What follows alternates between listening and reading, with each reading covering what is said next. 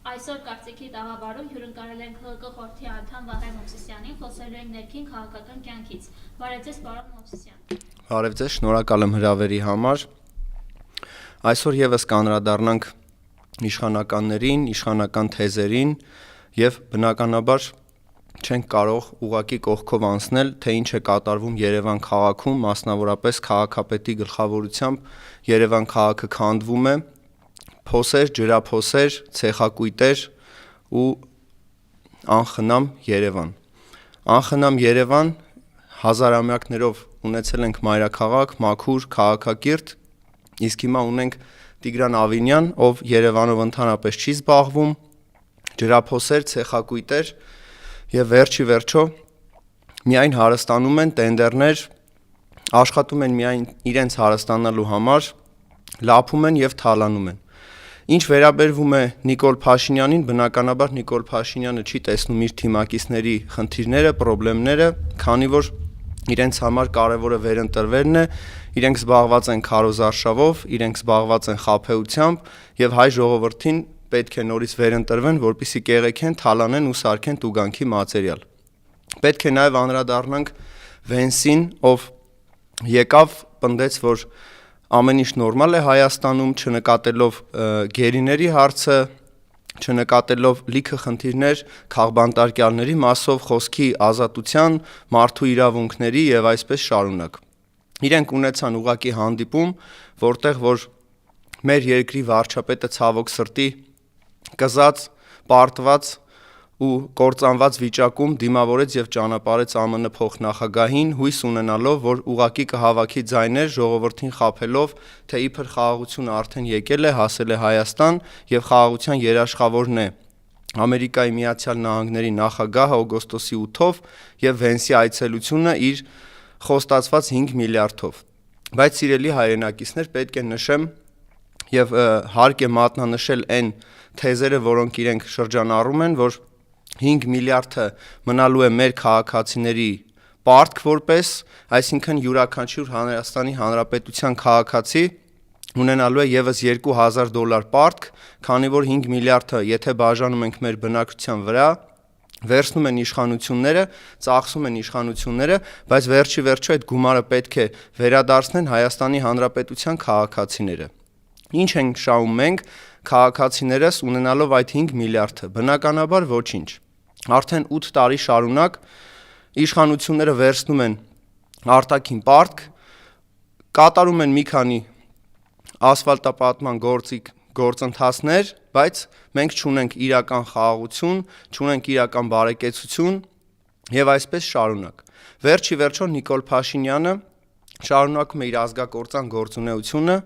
դրանով հաջողանալով Ադրբեջանին, Թուրքիային եւ մնացած արտաքին այն դերակատարներին, ովքեր չեն ուզում Հայաստանի Հանրապետությունը լինի անկախ եւ ինքնիշխան։ Ընդդիմադիրների նկատմամբ բոլոր բռնությունները, որ կիրառվում են, հաշվի առնելով, որ քաղբանտարկյալներ կան, ընտրված համայնքապետ, քաղբանտարկյալներ կան, սրբազաններ եւ կան բազմաթիվ քաղբանտարկյալներ, ովքեր որ ուղակի սիրում են իրենց հայրենիքը եւ պայքարում են իրենց հայրենիքի ազատության եւ ինքնիշխանության համար։ Այսպիսով պետք է եւ հարկ է մատնանշել, որ քաղաքական դաշտում ստեղծվել է մի իրավիճակ, որտեղ կա ճշմարտության կրիզիս։ Ճշմարտության կրիզիսը իրանից ենթադրում է, որ իշխանությունները փորձելով օգտագործել բոլոր լծակները, իշխանական բոլոր թեզերը նրա մասին են, որ եթե մենք չշարունակենք պաշտոնավարել, Հայաստանի Հանրապետություն գոյություն չի ունենա։ Բայց փաստացի մենք տեսնում ենք, որ Հայաստանի Հանրապետություն ներկայումս որպես գործոն գոյություն չունի ինքնիշխանություն, քանի որ երկրի ղեկավարը ծառայում է թշնամի պետությունների շահը, ծառայում է թշնամի պետություններին բոլոր առումներով եւ այսպիսով մենք ականատեսն ենք լինում մի իրավիճակի, որտեղ որ միանձնյա ղեկավարում է Նիկոլ Փաշինյանը միայն անձնական շահի սկզբունքով ու վերջի վերջո մենք այսօր ականատեսն ենք լինում նաեւ նրա, որ ստի կեղծիքի իշխանությունը փորձում է եւս մեկ անգամ վերարտադրվել, երրորդ շանսն է խնդրում ժողովրդից, որպեսզի կարողանա այն ինչ ծրագրեր, որ ուներ իրագործելու կիսատ մնացած, եւս մեկ անգամ շարունակի խապկանքով ու այն խաղաղությունը, որը որ հիմա պնդում են,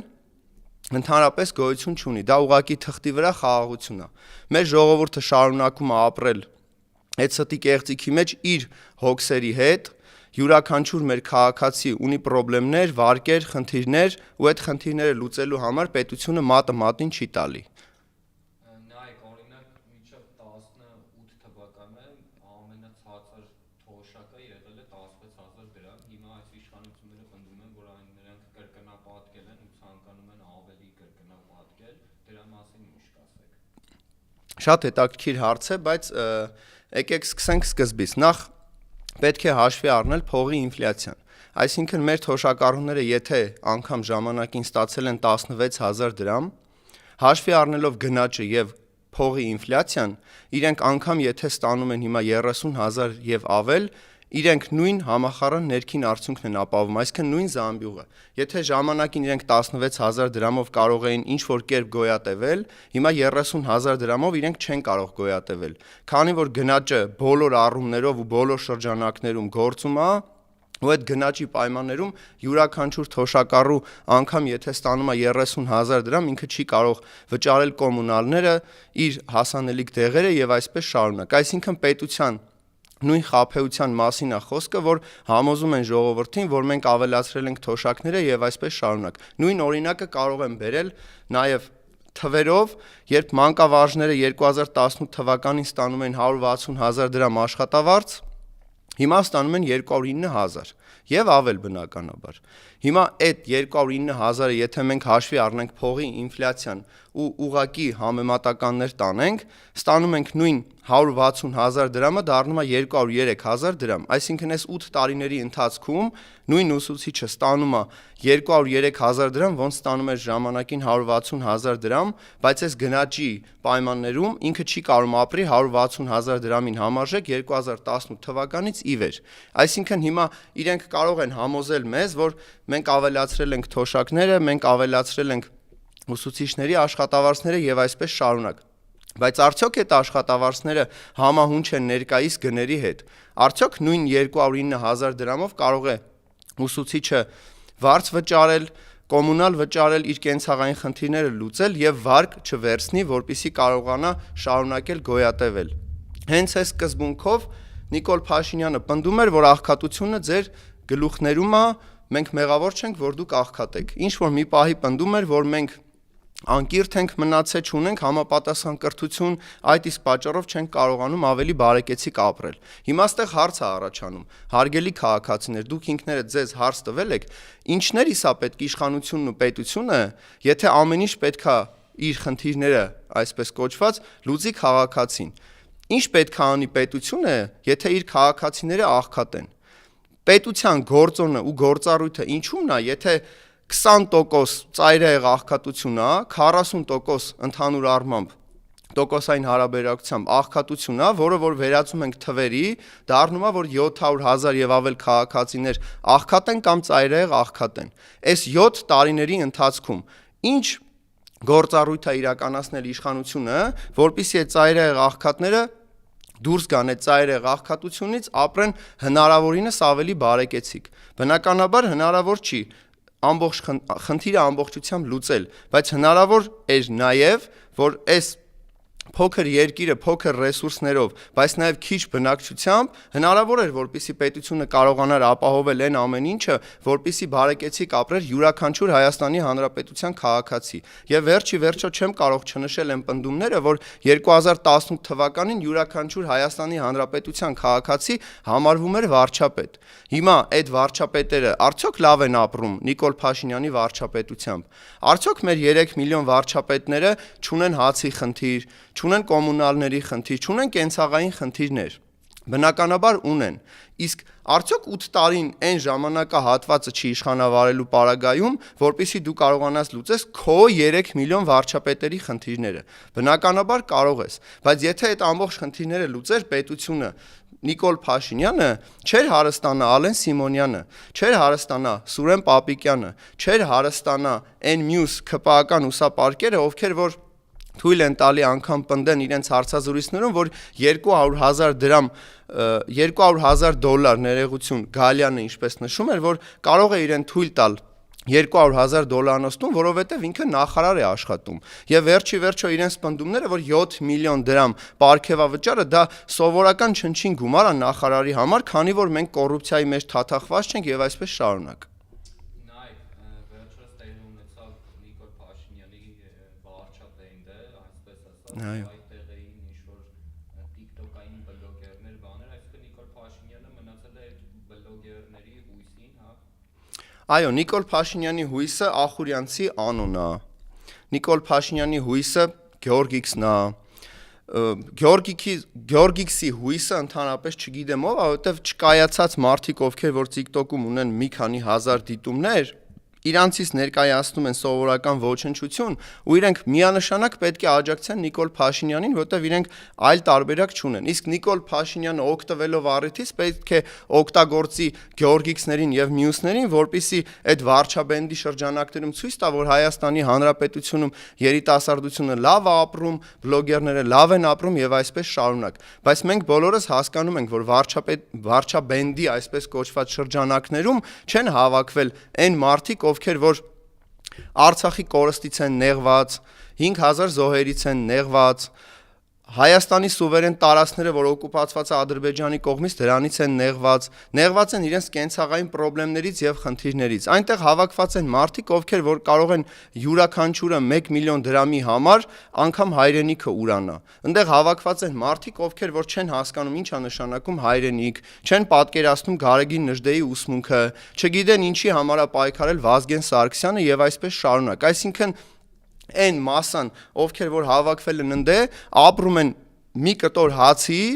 ու մի քանի կոպեկի համար։ Բոլորն էլ այնտեղ կարող են հանգիստ համարվել հուդաներ, քանի որ բոլորը ուրացել են այն սրբությունները, որոնք մենք ունենք։ Իրենք ուրացել են անգամ քրիստոնեությունը։ Եթե յուրաքանչյուր մարդ հաց է կիսում Նիկոլ Փաշինյանի հետ, ինքը ուրանում է մեր Աստծուն, որովհետև Նիկոլ Փաշինյանը հարձակվում է մեր եկեղեցու վրա, մեր քրիստոնեության ու հավատքի վրա, ու դրանից սուրբ որպես քրիստոնեություն հայ ժողովուրդը ոչինչ չունի։ Եթե մենք հանում ենք հայ ժողովրդի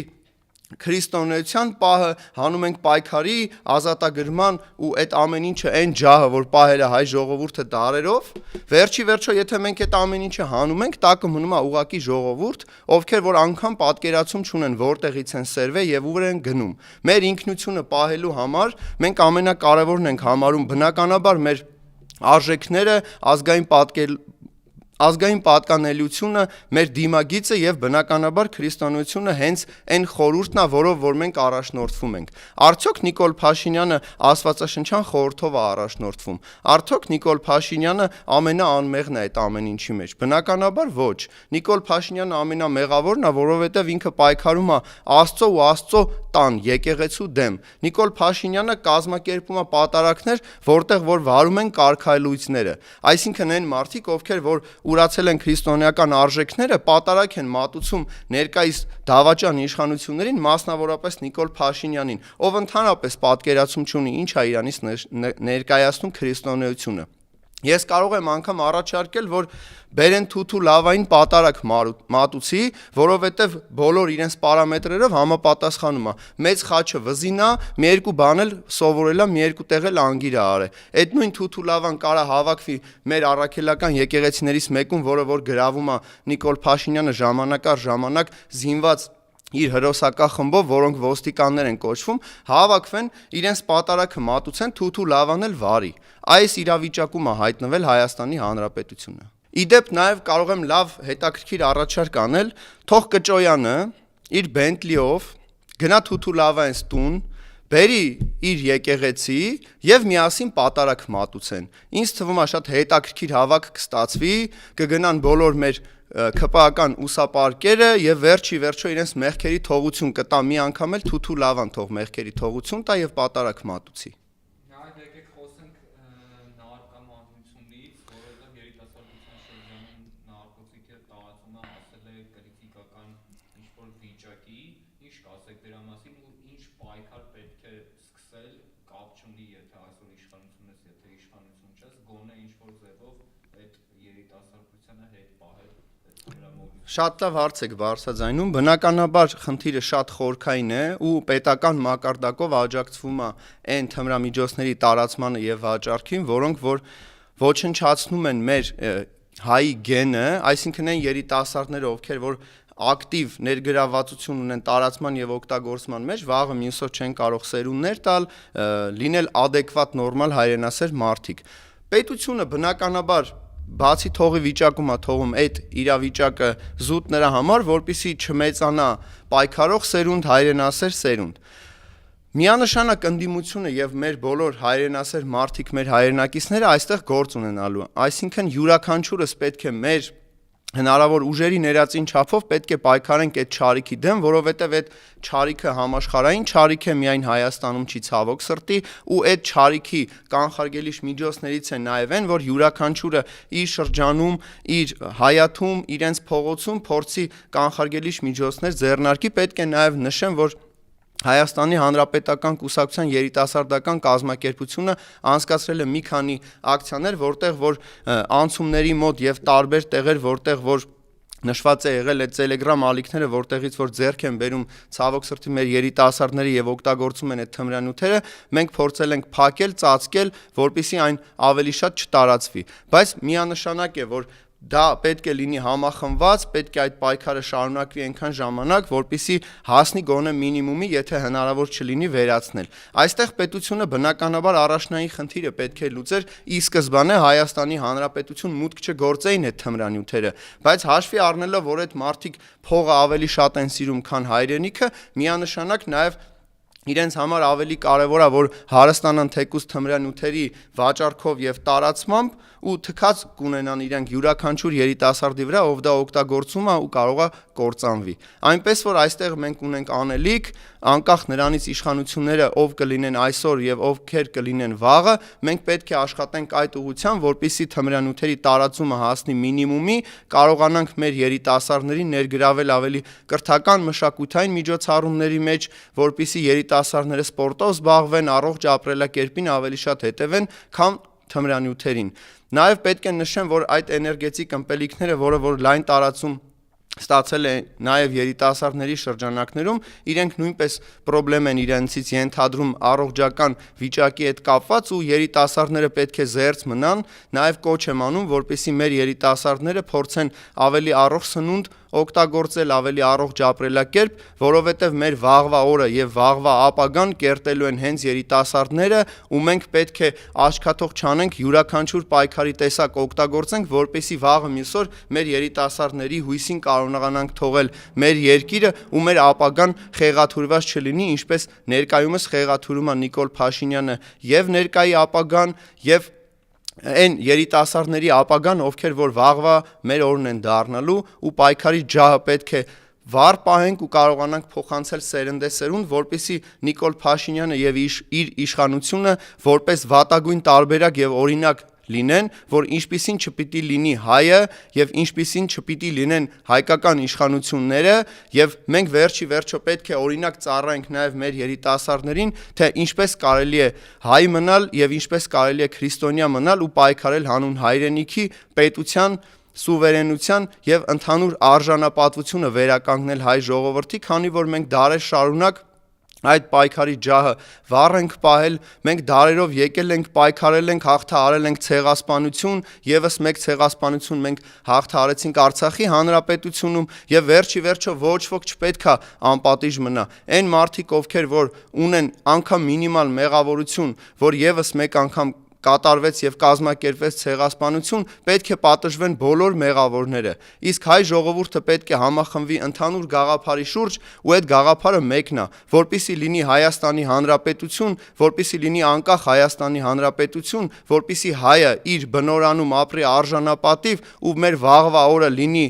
այն համոզմունքն ու այն իրավիճակը, որ յուրաքանչյուր հայ, յուրաքանչյուր երիտասարդ նոր ծարտ ընկի, երեխաներ ունենա, ընտանիքներ կազմի սեփական հողի վրա ու շարունակի այն, ինչը որ մեր պապերը դարերով փոխանցել են մեզ, այն արժեքները, այն քրիստոնեական արժեքները եւ վերջի վերջո մենք պետք է մնանք հավերժ պատմության մեջ, իսկ դավաճանները գնան աղբաման։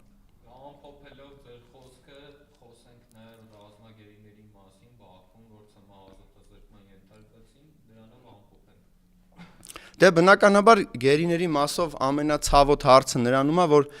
իշխանությունները անգամ շահարկում են գերիներին, որպեսզի կարողանան քաղաքական դիվիդենտներ հավաքեն, բնականաբար իրենք ընդհանրապես իրենց պնդումներում էլ ու համոզմունքներում էլ մենք ականատես ենք լինում, որ իրենց հետաքրքիր չեն գերիները։ Ցավոք սրտի մեր ռազմաքաղաքական առաջնորդներին, Արցախի նախագահներին, Ռուբեն Վարդանյանին եւ մյուսներին ՑՄ ազատազրկում են տվել միայն այն պատճառով, որ իրենք Արցախի հանրապետությունը պահել են ու փորձել են անկախություն ձեռք բերեն, որպեսզի հայ ժողովուրդը կարողանա ապրի իր պատմական բնորանում իր հայրենիքում։ Ինչ վերաբերվում է ադրբեջանական կողմին, ադրբեջանական կողմը բնականաբար փորձում է հնարավոր բոլոր տարբերակներով ստեղծի իրավիճակ, քանի որ իրենք հաղթած կողմ են այս պահին պատերազմում, չնայած որ ես չեմ համարում, որ հայկական բանակն է պարտվել, բայց այնուամենայնիվ ունենք մի իրավիճակ, որտեղ որ Նիկոլ Փաշինյանի թեթև ձեռքով մենք ենք ստորագրել կապիտուլյացիա ու Ալիևը Ադրբեջանի Հանրապետության նախագահ փորձում է հնարավոր բոլոր տարբերակներով հասնի իր ուզածին, որպեսզի ցույց տա, որ ինքը ռևանշ է իրականացրել, ինքը հաղթել է, չնայած նաև որ պետք է իր պնդումներում մենք տեսնում ենք, որ ինքը ընդունում էր մինչև 18 թվականը, որ ինքը պարտվել է Հայաստանի Հանրապետությանը, պարտվել է մեր նախագահներին եւ վերջի վերջո իր գերիներին այնտեղ պահելը նաև այն սկզբունքով է, որ ինքը ուզում է վաղը մյուս օր առևտուր կազմակերպի Նիկոլ Փաշինյանի հետ, այսինքն գերիներին կվերադարձնի միայն այն պարագայում, երբ որ Նիկոլ Փաշինյանին ստեղ մի փոքր ավել ձայներ պետք լինեն։ Մեր գերիներին մաղթում եմ քաջ առողջություն, թող իրենց ուժ ու իրենց հավատքը իրենց կփրկի, որովհետև մենք բոլորս մենք Աստծո ժողովուրդ ենք ու ընդհանուր առմամբ Աստված մեզ բազմիցս օգնել է, դուրս է բերել տարբեր իրավիճակներից, այնպես որ մեր գերիներին բարի վերադարձ, մեր Հայաստանի Հանրապետությանը յուրաքանչյուր մեր Հայաստանի Հանրապետության քաղաքացուն արժանապատվություն, ուժ, կորով ու պայքարի ջահ թող փոխանցեն սերնդեսերունդ մեր բոլոր քաղաքացիներ իրենց մյուս սերունդներին։